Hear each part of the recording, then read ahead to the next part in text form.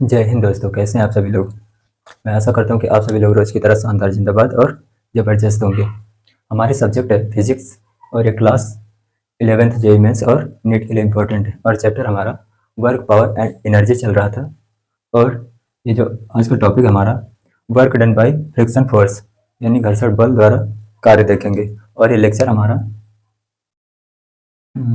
0.3, ये तीसरा लेक्चर है हमारा। तो चलिए देख लेते हैं कि work done by friction force क्या होता है। इससे पहले हम कांस्टेंट फोर्स द्वारा देख लेंगे कि कार्य क्या होता है। जैसे देखिएगा, इधर ही कुछ देखिएगा। अच्छा,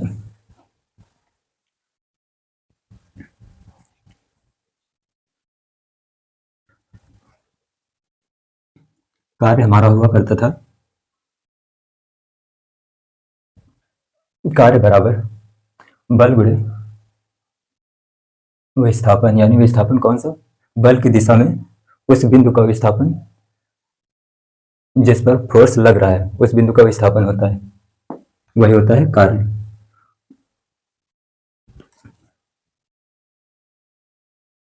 देखिएगा, कार्य हुआ करता था W बराबर F इंटू एस। एस विस्थापन होता था और ये बल होता था, ये W बराबर बल गुणे बल की डायरेक्शन में, दिशा में उस बिंदु का विस्थापन, उस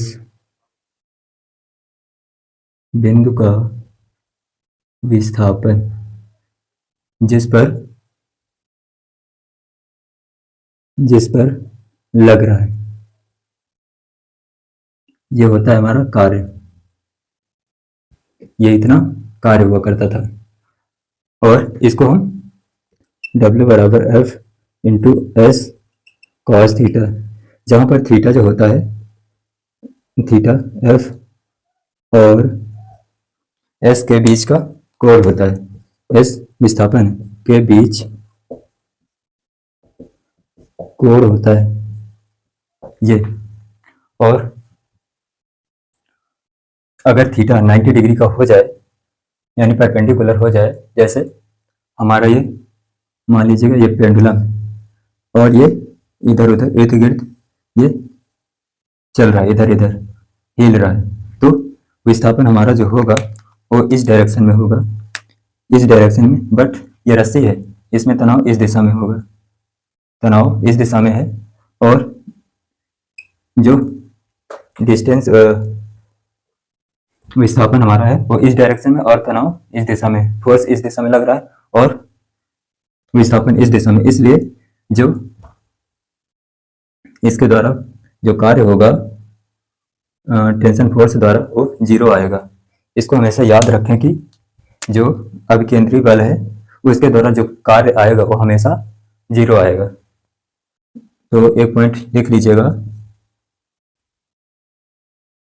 अभिकेंद्रीय बल द्वारा किया गया कार्य हमेशा, कभी कभी नहीं, हमेशा शून्य आएगा, शून्य होगा। इसको याद रखना, ये काम की चीज है। नोट कर लीजिएगा, दिख रहा होगा, दिख रहा है। और हम देख लेते हैं कांस्टेंट फोर्स द्वारा कार्य क्या होता है। तो कांस्टेंट फोर्स द्वारा देखिएगा, ये समझ में आया होगा, नोट हो गया होगा। चलिए देख लेते हैं। ये तो हम पहले ही पढ़ा चुके हैं, सिर्फ रिवाइज करा रहे थे। तो देखिएगा, हम वेरिएबल फोर्स द्वारा कार्य को पढ़ चुके थे। अब हम देखेंगे कांस्टेंट फोर्स, जिसे अचर बल भी बोलते हैं या फिर नियत बल भी बोलते हैं। इसे इंग्लिश में कांस्टेंट फोर्स बोलते हैं। तो हम कांस्टेंट फोर्स द्वारा देख लेते हैं वर्क डन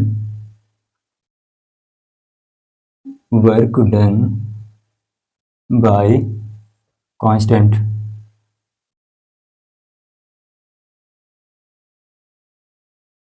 फोर्स, यानी नियत बल द्वारा कार्य, नियत बल द्वारा कार्य। या फिर अचर बल द्वारा कार्य। तो जैसे मान लीजिएगा ये सतह और ये ब्लॉक, ये रहा। तो हम जैसे विस्थापन मान लेते हैं इस दिशा में, विस्थापन इस दिशा में 2 मीटर का है और फोर्स लग रहा है इस दिशा से, हम नहीं लगा रहे हैं। हम फोर्स इस दिशा में लगाएंगे तो 2 फोर्स हो जाएंगे, डायरेक्शन 2 दिशा की हो जाएगी। और इसको हम हटा देते हैं, इस वाले को इधर से भी लगा सकते हैं पर ये आसान हो जाएगा ज़्यादा, तो हम थोड़ा और इस तरह का करें जो 2 डायरेक्शन में लगे, तो आपको और समझ में आएगा। ये हमने फोर्स लगाया F इस डायरेक्शन में और विस्थापन इस डायरेक्शन में हुआ 2 मीटर का। और इसके जब हम घटक करेंगे, घटक करना तो आपने बहुत सीखा है, तो देखिएगा जब हम घटक करेंगे तो इधर लग रहा है, तो एक तो इस डायरेक्शन में हो जाएगा, एक नीचे की ओर हो जाएगा। ये फोर्स एक इस डायरेक्शन में हो जाएगा, दूसरा इस डायरेक्शन में नीचे की ओर ये होगा। और इधर अभिलंब बल होगा N, नॉर्मल फोर्स ये हो जाएगा। तो हम इनके बीच में एंगल थीटा मान ले कितना, मान लेते हैं 60 डिग्री का, 60 डिग्री का है ये रहा। तो नॉर्मल फोर्स द्वारा हम देख लेते हैं कि कार्य कितना होगा। नॉर्मल फोर्स द्वारा पहले हम नॉर्मल निकाल लेते हैं, नॉर्मल कितना होगा। इसको मान लेते हैं कितना, 2 kg का, ये 2 kg का है ये रहा।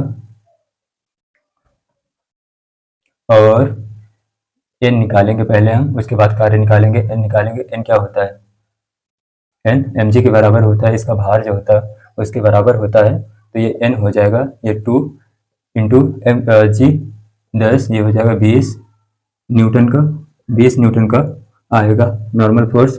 जो कार्य होगा नॉर्मल फोर्स द्वारा वो हो जाएगा कितना, 0। क्यों हो जाएगा, क्योंकि विस्थापन हमारा इस डायरेक्शन में क्षैतिज में और ये ऊर्ध्वाधर में अभिलंब बल लग रहा है, इसलिए ये कार्य जो होगा वो 0 होगा।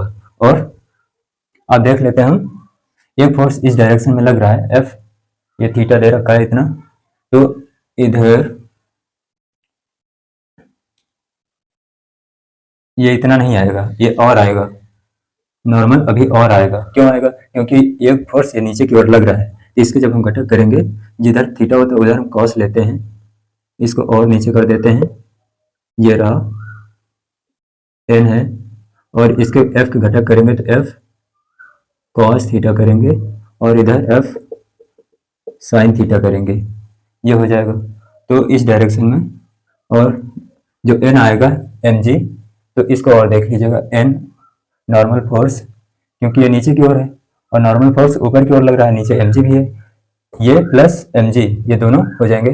इधर इसको माइनस करेंगे, f साइन थीटा को बराबर mg करेंगे, ये हो जाएगा। इसको इस पार ले आएंगे फिर ऐड हो जाएगा, तो प्लस f साइन थीटा ये हो जाएगा, ये हुआ। अब ये 20 न्यूटन नहीं आएगा और आएगा अभी। तो f को हम कितना मान ले मान लीजिएगा 2 न्यूटन का, f बराबर 2 न्यूटन, 2 न्यूटन का हमने फोर्स लगाया। तो f को करेंगे 2 इंटू साइन 60 की वैल्यू, साइन 60 ये हो जाएगा n जो नॉर्मल आएगा वो 20 प्लस 2 इंटू साइन 60 होता है √3/2, 2 से 2 कैंसिल हो जाएगा, √3 आएगा ये। तो n जो अभिलंब बल आएगा 20 प्लस √3 ये इतना आएगा, ये तो बल हुआ। और इसके द्वारा जो कार्य होगा वो तो डिस्टेंस होगा नहीं, डिस्प्लेसमेंट होगा नहीं, इसलिए जो कार्य आएगा WN नॉर्मल फोर्स द्वारा अभिलंब बल, इसके द्वारा कार्य 0 होगा ये। अब इसके द्वारा, इस फोर्स के द्वारा हम निकाल लेते हैं, तो ये हो जाएगा, कार्य होगा, कार्य बराबर किसके द्वारा, F cos थीटा के द्वारा देखेंगे, तो ये हो जाएगा कितना, बल एफ कॉस 60 इंटू इसकी डायरेक्ट विस्थापन कितना है 2 मीटर का एस, तो एफ कॉस 60 द्वारा ये 2 न्यूटन का फोर्स लग रहा है, ये कॉस 60 कितना होता है, कॉस 60 इसको हटा दें तो कॉस 60 होता है 1/2 इंटू एस कितना है हमारे पास 2 मीटर का, तो ये 2 से 2 कैंसिल, ये बचेगा 2, जो एफ कॉस 60 के द्वारा कार्य आया वो 2 जूल आया, कार्य 2 जूल आएगा, यह हुआ। यही होता है नियत बल द्वारा, ये चेंज नहीं होता है अगर जो चेंज होगा, चाहे वो किसी के जीवन में परिवर्तन हो रहा है या फिर फिजिक्स में परिवर्तन हो रहा है, तो हम उसमें क्या करते हैं, अगर परिवर्तन हो रहा है तो हम सीधे सीधे हम समाकलन कर देंगे, तो उसमें जो परिवर्तन हो रहा है वही समाकलन होता है। अगर समाकलन करेंगे तो उसके द्वारा जो कार्य आएगा वो वेरिएबल कार्य आएगा, परिवर्तित बल द्वारा कार्य निकलेगा उससे समाकलन द्वारा। तो समाकलन कब किया जाता है, जब कोई चीज बदल रही, परिवर्तित हो रही है। जैसे ये विस्थापन है, ये 2 मीटर से ये और चलेगा, पहले इतना चला, उसके बाद ये मान लीजिए 4 मीटर और चलेगा, तो पहले इतना चला फिर इतना चला, तब हम समाकलन कर देंगे क्योंकि ये बदल रहा है, तो इसलिए समाकलन करते हैं। तो उसमें जो आता है तभी समाकलन करते हैं जब उसमें परिवर्तन होता है, तब वही चेंजेस होता है तो ये समझ में आया होगा नियत बल द्वारा कार्य। अब हम देख लेते हैं और देख लेते हैं घर्षण बल। अब हम आते हैं घर्षण बल द्वारा कार्य, जो आज हमको पढ़ना है। ये तो सिर्फ रिवाइज करा रहे थे, जो कुछ छूटा है वो इसमें कंप्लीट हो जाएगा।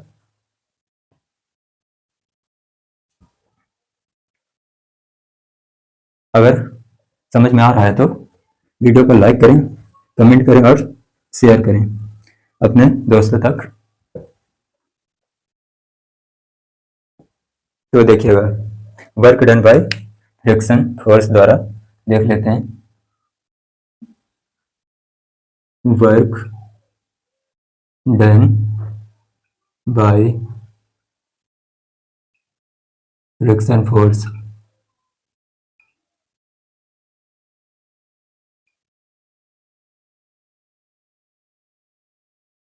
घर्षण द्वारा कार्य। तो हम पहला देख लेते हैं स्टैटिक फ्रिक्शन द्वारा।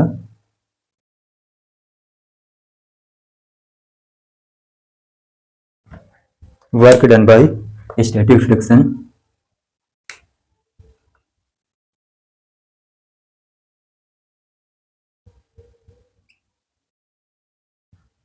वर्क डन कितने बार लिखेंगे,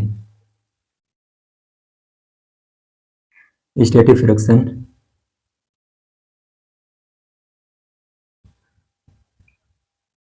इसके द्वारा हम देख लेते हैं, यानी स्टैटिक घर्षण द्वारा कार्य।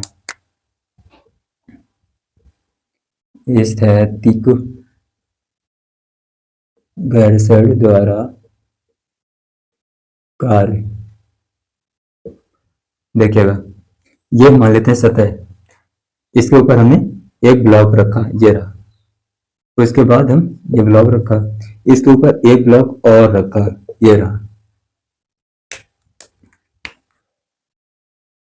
तो हम क्या करेंगे कि ये जो सतह है, सरफेस, इसको हम स्मूथ मानकर चलते हैं, स्मूथ यानी चिकनी, चिकनी मानकर चलते हैं। और जो इनके बीच में सरफेस है उसको हम रफ मानकर चलते हैं, इनके बीच का जो सरफेस है उसको हम रफ मानकर चलते हैं। तो और विस्थापन होगा यहां से, ये आ गया ब्लॉक, वही ब्लॉक उठकर ये आ गया, अब चलकर ये यहां तक आया, यहां तक, और दूसरा भी यहां तक, ब्लॉक के ऊपर ब्लॉक रखा है। तो यहां से यहां तक विस्थापन हुआ, इसको मान लेते हैं एस, विस्थापन एस। और इस नीचे वाले ब्लॉक में जो फ्रिक्शन होगा, ब्लॉक इस दिशा में चलेगा और फ्रिक्शन इस दिशा में लगेगा पीछे की ओर, यहाँ पर फ्रिक्शन पीछे की ओर लगेगा स्टैटिक, और ऊपर वाले ब्लॉक में इस दिशा में लगेगा फ्रिक्शन स्टैटिक होगा ये। तो हम पहले देख लेते हैं कि अपर ब्लॉक द्वारा कार्य कितना होगा, उसके बाद लोअर ब्लॉक द्वारा, उसके बाद हम पूरे सिस्टम निकाय के द्वारा देख लेते हैं कार्य क्या होगा। तो अपर ब्लॉक के द्वारा देखेंगे वर्क डन,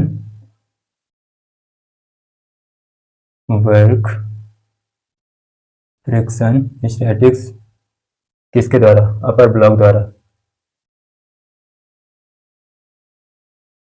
अपर ब्लॉक द्वारा देखेंगे तो ये हो जाएगा पॉजिटिव आएगा।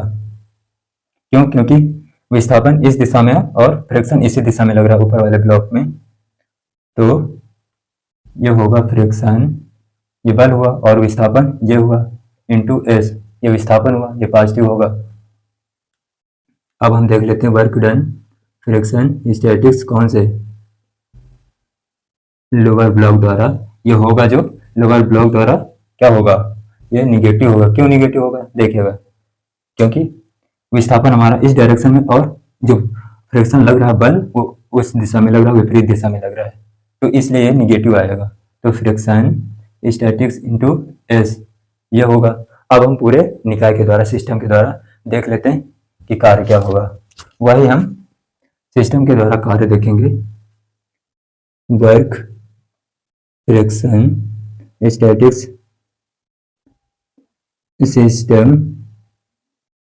सिस्टम के द्वारा देख रहे हैं तो ये हो जाएगा। इनको हम ऐड कर देंगे दोनों को, तो ये पॉजिटिव, इसको ये हो जाएगा वर्क अपर plus work lower,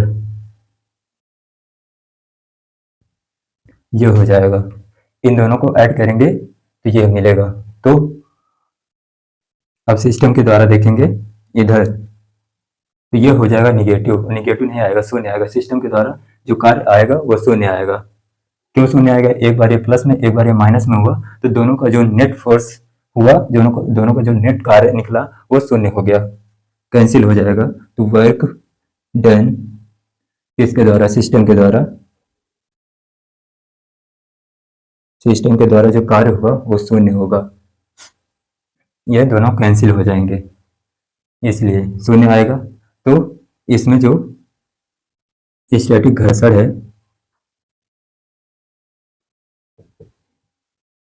static friction,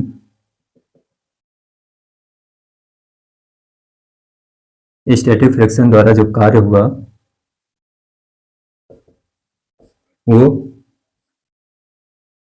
positive भी हो सकता है और निगेटिव भी हो सकता है और शून्य भी हो सकता है,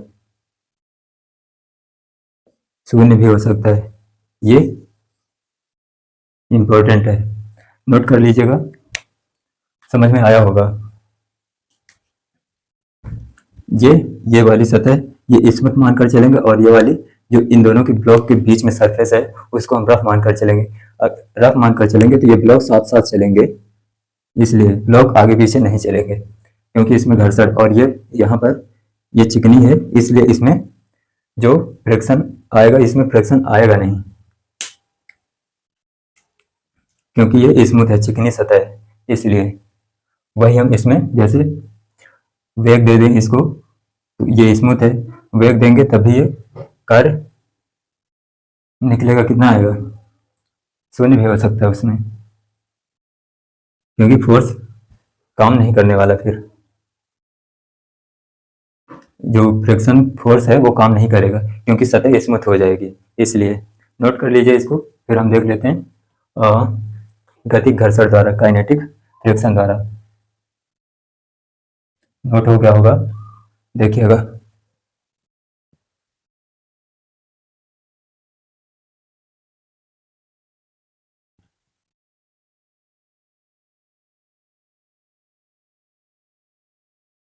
ये तो दिख रहा होगा ना, ठीक है। अब हम देख लेते हैं, स्टैटिक हो गया हमारा। हम सवाल करेंगे फिर इसके।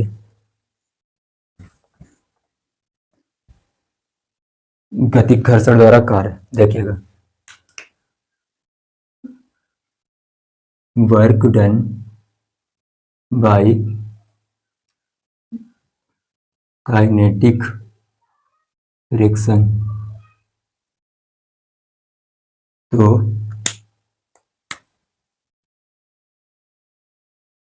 गतिक घर्षण द्वारा कार्य, ये देखेंगे। देखिएगा, ये मान लेते हैं सतह, और इसको ऊपर बनाए ताकि पूरा का पूरा आ जाए इसमें। ये रही सतह जहां तक, और एक ब्लॉक ये रहा, दूसरा ब्लॉक ये रहा, इतना सा ब्लॉक। और मान लेते हैं इसमें हम वेग दे देते हैं, तभी तो फ्रिक्शन काइनेटिक आएगा। हम वेग देंगे तो ये ब्लॉक चलेंगे। इसको मान लेते हैं v1, इसका वेग, और इसको v2 दे देते हैं। ये हुआ, और ये ब्लॉक यहाँ तक आ गया, चलते चलते यहाँ तक आया, और ये ऊपर वाला ब्लॉक यहाँ पर पहुँच गया। इनके बीच की जो दूरी है, जहाँ तक,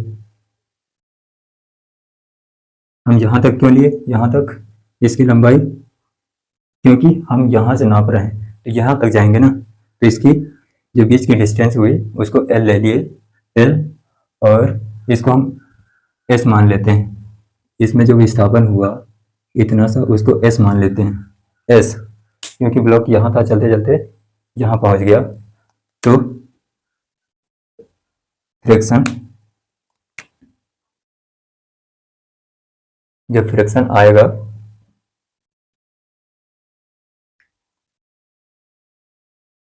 ये ब्लॉक इस दिशा में चलेगा, और जो फ्रिक्शन आएगा इस दिशा में, विपरीत दिशा में आएगा। इधर फ्रिक्शन काइनेटिक आएगा ऊपर वाले में, और नीचे वाले में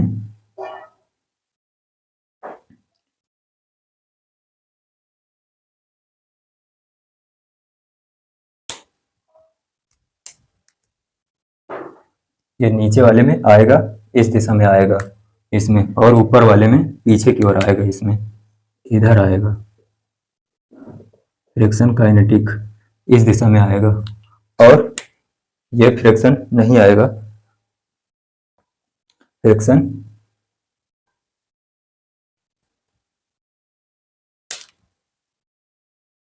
देखिएगा,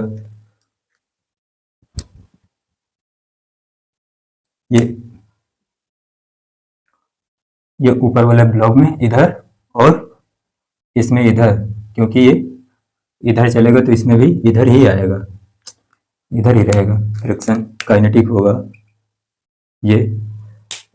तो हम पहले नीचे वाले ब्लॉक के लिए देख लेते हैं, उसके बाद ऊपर वाले के लिए। तो नीचे वाले ब्लॉक के लिए कार्य देखेंगे, तो कार्य friction statics, friction static kinetic होगा। इसके द्वारा हम लोअर ब्लॉक के द्वारा देखेंगे तो क्या होगा, इस दिशा में है फ्रिक्शन, तो friction kinetic into S L, क्योंकि ये यहाँ से यहाँ एल दूरी चला, विस्थापन हुआ इतना एल, तो इंटू में एल करेंगे, ये हो जाएगा ये लोअर द्वारा। अब अपर के लिए देख लेते हैं कार्य फ्रिक्शन काइनेटिक, कौन से अपर, अपर के द्वारा देखेंगे, ये हो जाएगा फ्रिक्शन स्टैटिक्स।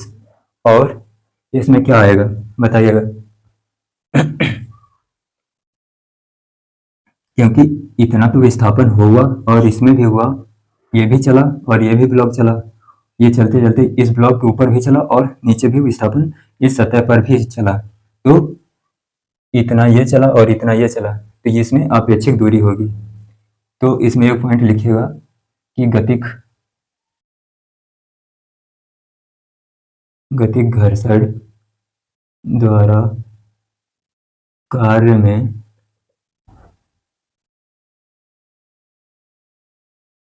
अपेक्षिक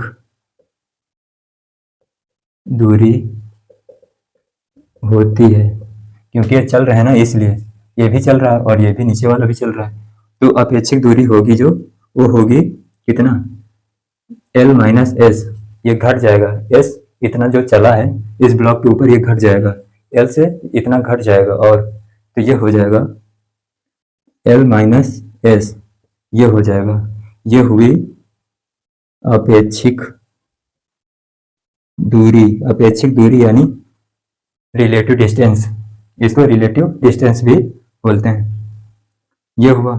तो अब हम सिस्टम द्वारा देख लेते हैं क्या होगा। जो सिस्टम द्वारा हम देखेंगे, इनको फिर ऐड करेंगे, दोनों को जब ऐड करेंगे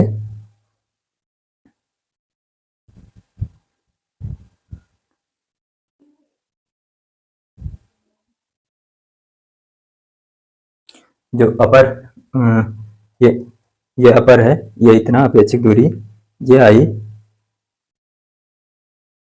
क्योंकि ये इतना भी चला, तो ये जो आएगा ये आएगा कितना, निगेटिव में आएगा, क्योंकि ये अपर है, अपर वाला ये निगेटिव में आएगा। क्यों आएगा जानते हो, क्योंकि इतनी दूरी ये चला और इतना ये चला, बट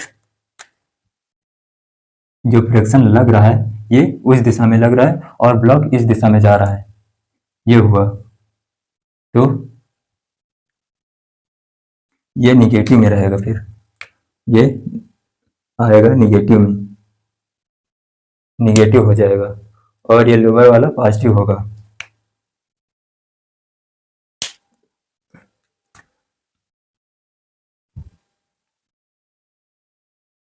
क्योंकि ये ऊपर वाले, जब ये ब्लॉक इस दिशा में चलेगा ऊपर वाला, तो फ्रिक्शन इस दिशा में आएगा, और ये इस दिशा में चल रहा है, ये V2 ये नीचे वाले ब्लॉक के लिए है, ये चल रहा है, तो फ्रिक्शन इसको हम क्या मान लें, स्मूथ,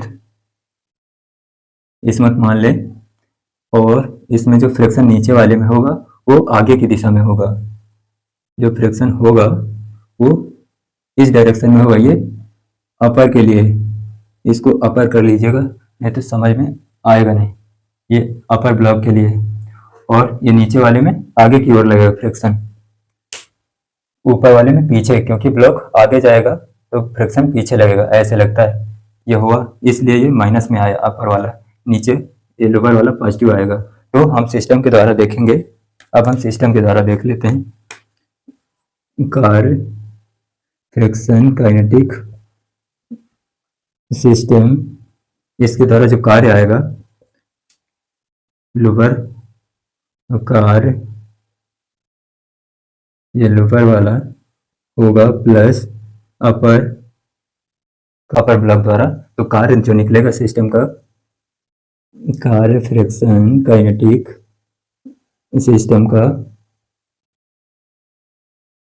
सिस्टम का जो आएगा ये लोअर वाला कितना है, plus friction kinetic into L, plus ये माइनस हो जाएगा इतना, ये वाला माइनस हुआ, ये माइनस होगा, friction kinetic into L minus S, ये होगा, ये अपेक्षिक दूरी है, और जो कार्य निकलेगा फ्रिक्शन सिस्टम का, सिस्टम का जो कार्य आएगा, इसको जब हम अलग करेंगे तो इतना और इतना ये कैंसिल हो जाएगा, और जो एस आएगा, एस वही होगी अपेक्षिक दूरी इंटू में ये घर्षण, इतना आएगा, और ये कैंसिल हो जाएगा, तो हम इनको कैंसिल कर देते हैं, तो सिर्फ इतना लिखेंगे फ्रिक्शन ये वाला काइनेटिक, और ये फ्रिक्शन काइनेटिक और एल, इतना ये कैंसिल हो जाएगा, क्योंकि ये माइनस हो जाएगा, ये प्लस, और ये इधर माइनस में चला जाएगा, ये वाला इधर आ जाएगा, तो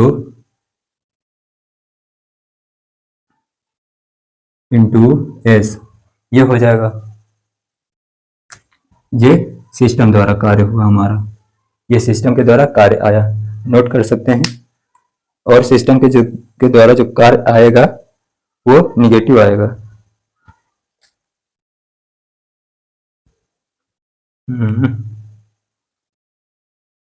एक मिनट, इतना, इतनी दूरी तो ये चला प्लस में, इतनी दूरी और ये एस चला, ये इतना, तो ये जो प्लस में आएगा ये वाला, और ये माइनस में आएगा। घर्षण तो माइनस में आएगा बट ये प्लस में आएगा, इसलिए इसमें जो आएगा ये भी प्लस में और ये माइनस में हो जाएगा। ये माइनस में हुआ। सिस्टम द्वारा जो कार्य आया फ्रिक्शन काइनेटिक इंटू एस विस्थापन, ये हुआ। तो आप लिख सकते हैं, कहाँ पर, इधर लिख लीजिएगा कि ये हमेशा निगेटिव आता है कि सिस्टम द्वारा कार्य गतिक घर्षण द्वारा, गतिक घर्षण द्वारा कार्य, निकाय का कार्य, निकाय यानी सिस्टम का कार्य हमेशा निगेटिव आता है, निगेटिव होता है। ये इसको लिख लीजिएगा और इसको नोट कर लीजिएगा, इतना होता है। और एस जो होगा, ये जो आया एस, अपेक्षिक दूरी होगी, यानी रिलेटिव डिस्टेंस, अपेक्षिक दूरी, नोट कर लीजिएगा। तो हम अब चलते हैं सवाल पर, नोट हो गया होगा, चलिए देखिएगा, नोट कर लीजिएगा।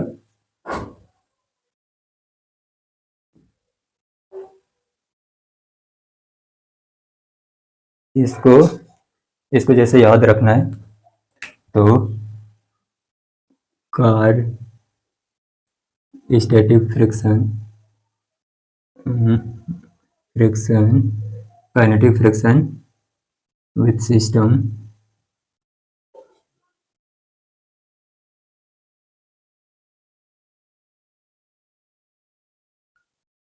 ये फ्रिक्शन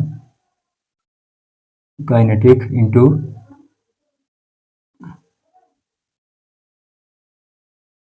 अपेक्षिक दूरी, इसको आपको याद रखना है, ये काम की चीज़ है। अब नोट कर लीजिएगा, ये बल होगा काइनेटिक फ्रिक्शन और ये अपेक्षिक दूरी। चलिए अब हम सवाल देख लेते हैं।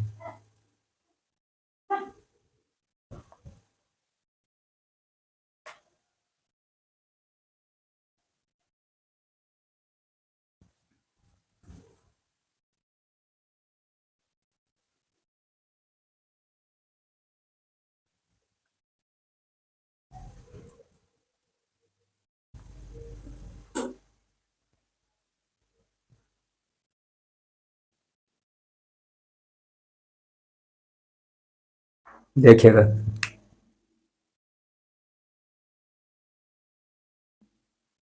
एग्जाम्पल,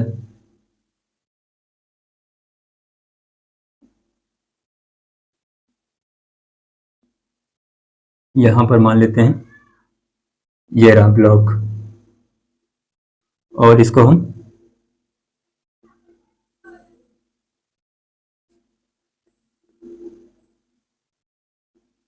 ये इस दिशा में नीचे की ओर चल रहा है, ये स्मूथ नहीं है, रफ है, ये सतह रफ है। तो ये V से चल रहा मान लेते हैं, V से चला और यहाँ पर पहुँचा, यहाँ पर पहुँच जाता है, तो इसकी जो चाल हो जाती V1 मान लेते हैं हो जाती है, और फ्रिक्शन ऊपर की ओर लगेगा। ये चल रहा है तो फ्रिक्शन कौन सा आएगा, स्टैटिक नहीं आएगा, काइनेटिक फ्रिक्शन आएगा, क्योंकि ये चल रहा है तो फ्रिक्शन काइनेटिक वाला होगा। और इसके जब हम घटक करेंगे, जी के जब घटक करेंगे, ये जी नीचे की ओर लगेगा हमेशा, इसका भार जो होता है, तो इसके घटक करेंगे इस दिशा में, मान लेते हैं जी के घटक, ये जी इस दिशा में होता है हमेशा नीचे, तो इसके जब घटक करेंगे इसको हम थीटा मान लेते हैं। थीटा यानी कितने डिग्री का मान लेते हैं 60 डिग्री का है। और ये थीटा तो ये 90 माइनस थीटा, तो ये वाला भी थीटा होगा, 60 डिग्री का होगा। तो इधर आएगा ये mg होगा नीचे, mg cos 60 हो जाएगा, और इस दिशा में हो जाएगा ये mg sin 60।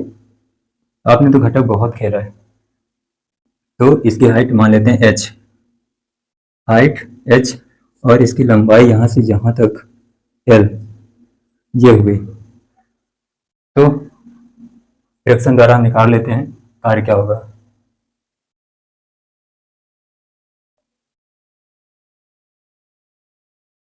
घर्षण द्वारा कार्य ये निकालना है हमको। तो पहले हम इसमें थीटा निकाल लें, कॉस थीटा निकाल लें तो हमको आसानी होगी। कॉस थीटा इसके लिए निकालेंगे, तो कॉस थीटा, कॉस क्या होता है यानी आधार बटा कर्ण होता है। तो आधार हमारे लिए कौन सा है, ये आधार है L, और ये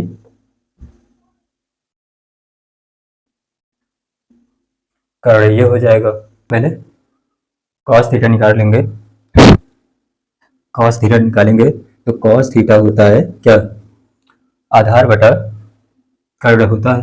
तो आधार हमारा ये हो जाएगा L अपॉन कर्ण, ये वाला होता है, ये वाला मतलब जो कर्ण होगा वो होगा रूट L² प्लस H², ये होगा ये वाला। इसको हम रफ मान कर चलते हैं कि रफ है, और ये जो होगा ये रूट इसकी लंबाई L² प्लस H², ये होगी। तो वही हम करेंगे L² प्लस H², ये हो जाएगा। ये कॉस थीटा आया, और जो कार्य निकालेंगे फ्रैक्शन काइनेटिक, ये होगा कितना, फ्रैक्शन काइनेटिक इंटू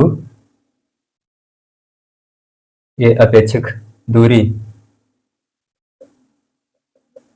अपेक्षिक दूरी ये हमेशा माइनस का होता है। देखिएगा वर्क फ्रिक्शन काइनेटिक माइनस का होगा फ्रिक्शन काइनेटिक इंटू में अपेक्षिक दूरी, ये वाली अपेक्षिक दूरी, तो ये हो जाएगा रूट L² प्लस H², ये होगा। तो इंटू जो कॉस थीटा है ये भी होगा, तो कॉस ये फ्रिक्शन काइनेटिक होगा minus friction kinetic into root, kinetic friction द्वारा ये ऋणात्मक होता है माइनस में, ये फ्रिक्शन काइनेटिक इंटू ये अपेक्षिक दूरी, और इंटू ये कॉस थीटा कितना हमारे पास L upon root L² plus H², ये हुआ।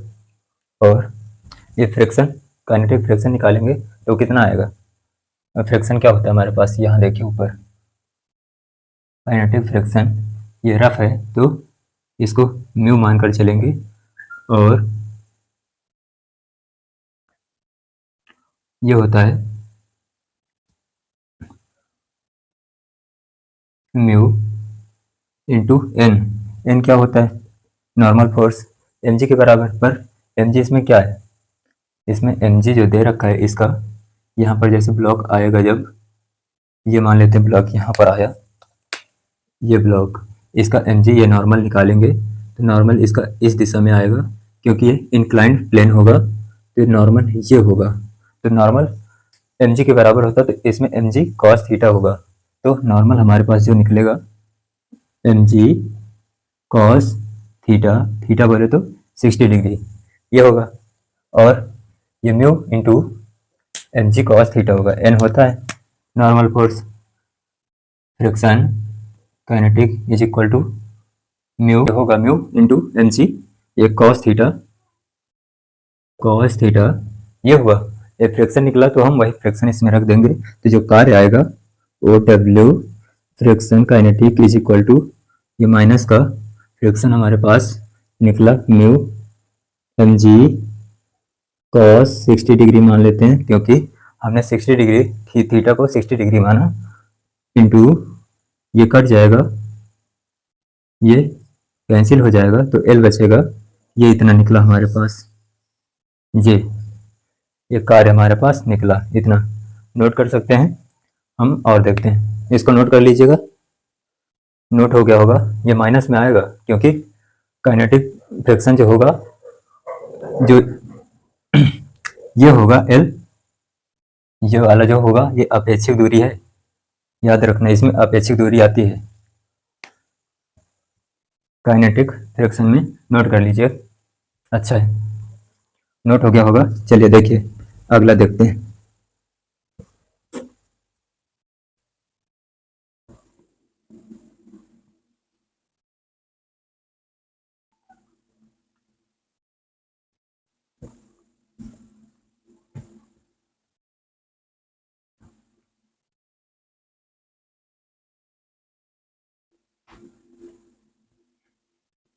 देखिएगा, इंपॉर्टेंट पॉइंट है, बताइएगा।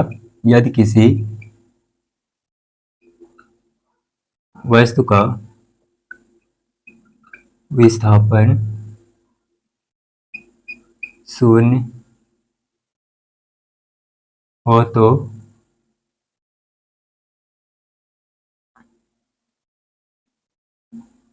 कार्य हमेशा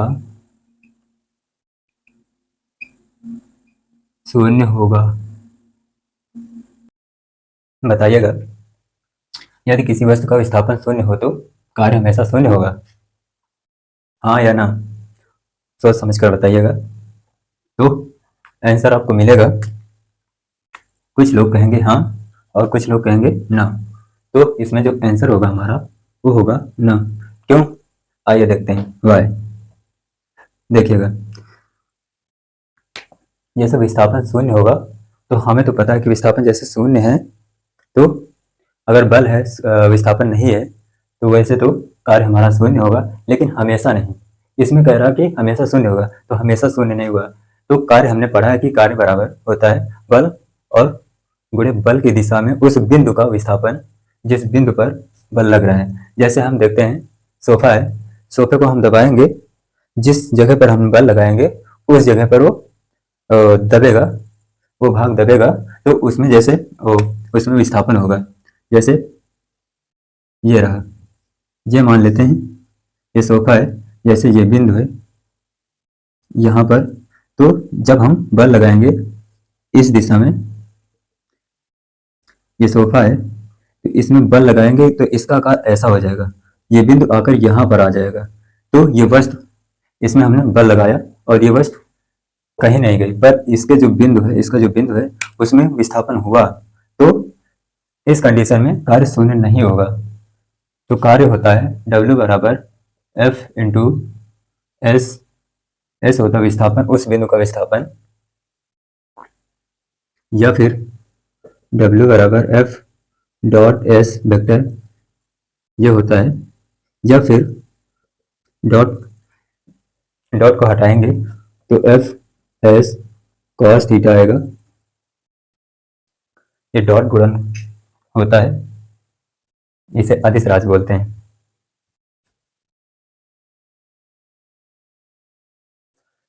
तो उस बिंदु का विस्थापन कुछ ना कुछ होगा, ये बिंदु यहाँ पर आ जाएगा, तो ये वस्तु तो गई नहीं। जैसे हम इस दीवार पर हम बल लगाएंगे तो ये दीवार तो कहीं जाएगी नहीं, बट हमने जो कार्य किया है वो फिजिक्स कहते कि आपने कोई कार्य नहीं किया है, क्योंकि उसमें डिस्प्लेसमेंट नहीं होगा।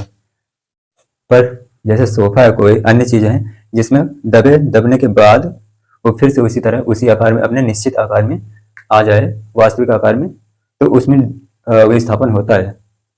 तो चलिए देखिएगा, अगला सवाल हम देख लेते हैं। एक सवाल घर्षण बल का समझ में आया होगा।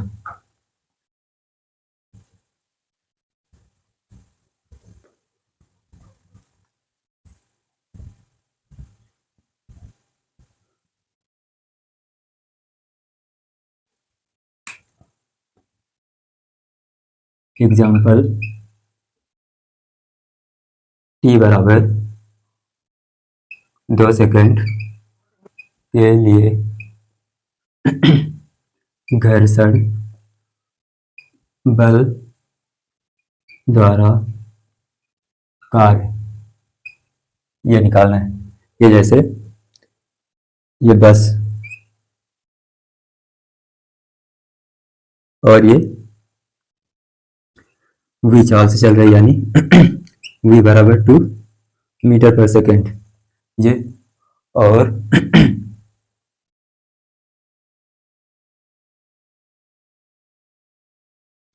इसको ब्लॉक माने, ये ब्लॉक है, और इसमें जो विस्थापन हम मान लेते हैं 2 मीटर का विस्थापन। ये इसको हम ये सरफेस इसको मानकर चलते हैं। इसमें म्यू आपको 0.2 दे रखा होगा, और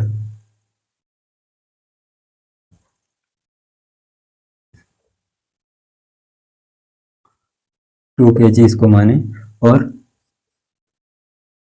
ये फ्रिक्शन काइनेटिक, ये फ्रिक्शन हुआ,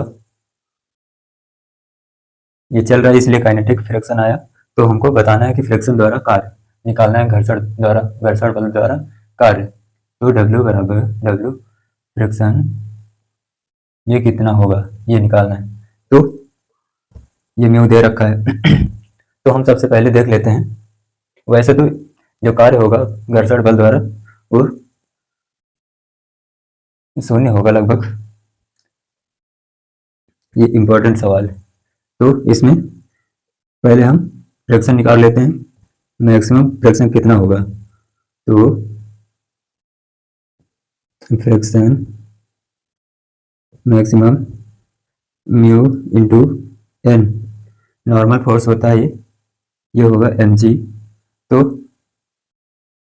n बराबर mg बोले तो 2 इंटू 10 20 आएगा, 20 न्यूटन का। तो ये फ्रिक्शन मैक्सिमम होगा, म्यू कितना दे रखा है 0.2 इंटू 20, ये 4 न्यूटन का आया अधिकतम फ्रिक्शन हमारे पास 4 न्यूटन का है। तो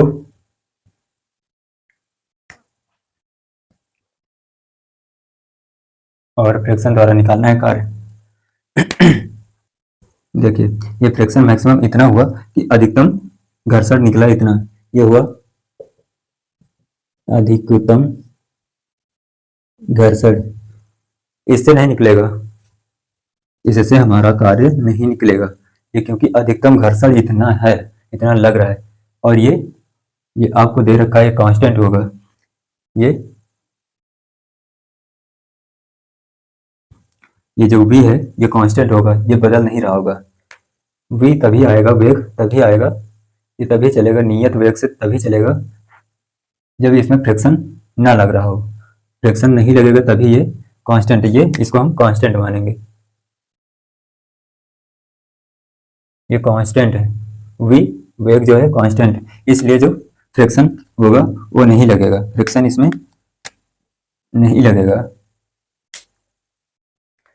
क्योंकि अगर नियत वेग से चल रहा है तो जाहिर सी बात है, अगर उसमें उसके वेग में बदलाव नहीं आ रहा है तो मतलब उसमें कोई बल काम नहीं कर रहा है, फ्रिक्शन वर्क नहीं कर रहा है। तो फ्रिक्शन द्वारा जो कार्य होगा, फ्रिक्शन द्वारा जो कार्य होगा वो आएगा 0। इसीलिए अगर ये कांस्टेंट ना हो, वेरिएबल हो, ये बदल रहा है, अगर ये बदलेगा तो जाहिर सी बात फिर फ्रिक्शन मिलेगा। ऐसे में फ्रिक्शन हमको नहीं मिलेगा क्योंकि इसमें कोई चेंजेस नहीं हो रहा है, इसका वेग सेम वैसा ही रहेगा जैसा अगर 2 मीटर पर सेकंड से चल रहा है तो आगे जितना है उतना बाद में भी रहेगा। इनिशियल स्टेट में भी 2 मीटर पर सेकंड होगा और फाइनल स्टेट में भी 2 मीटर पर सेकंड ही होगा। तब ये फ्रिक्शन द्वारा जो कार्य होगा वो हमारा 0 आएगा। अगर ये कांस्टेंट ना हो तब जाकर हमको फ्रिक्शन मिलेगा, तब हमको कार्य मिलेगा, ऐसे में कार्य नहीं मिलेगा। नोट कर लीजिएगा, इंपॉर्टेंट है, नोट हो गया होगा। चलिए लेक्चर को हम समाप्त करते हैं इसी के साथ। अब हम पढ़ेंगे कि स्प्रिंग द्वारा कार्य निकालना सीखेंगे अगले लेक्चर में। चलिए, thank you for all, take care.